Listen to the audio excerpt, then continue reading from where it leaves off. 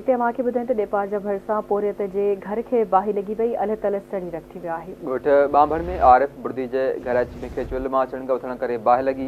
घर में पयल अनाज, खटूं, बिस्तरा, खाधे पीते जो सामान सड़ी वियो आहे। मुतासिर पोरियत जो इहो चवणु आहे। अहम ख़बर आहे, नेपाल जा भरिसां पोरियत जे घर खे बाहि लॻी आहे, अल तल सड़ी रखी वियो आहे।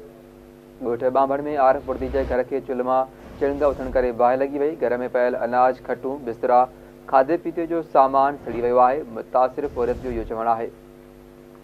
नेपाल जा भरिसां पोरियत जे घर खे बाहि लॻी वई आहे, अल तल सड़ी रखी वियो आहे। ॻोठ ॿांभण में आरिफ बुर्दी जे घर खे चुल्ह मां चणग उथण करे बाहि लॻी वई आहे। तफ़सील मालूम कंदासीं नेपाल जा मां आवाज़ न्यूज़ रिपोर्टर अब्दुल मुतलिब बलोच खां। जी अब्दुल मुतलिब, छा तफ़सील आहिनि, आगाह कजो।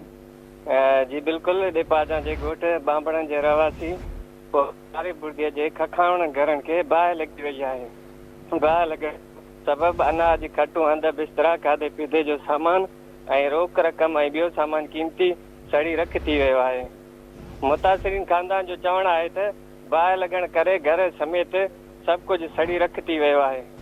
खुलियल आसमान हेठि वेठल आहियूं। जी वरी महिरबानी अपडेट करण लाइ।